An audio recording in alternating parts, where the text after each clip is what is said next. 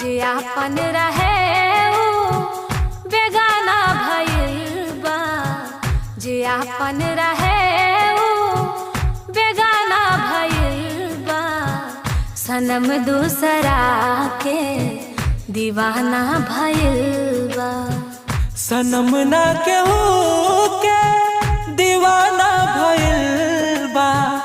मोहब्बत के दुश्मन जमाना भइल बा। मोहब्बत के दुश्मन जमाना भइल बा।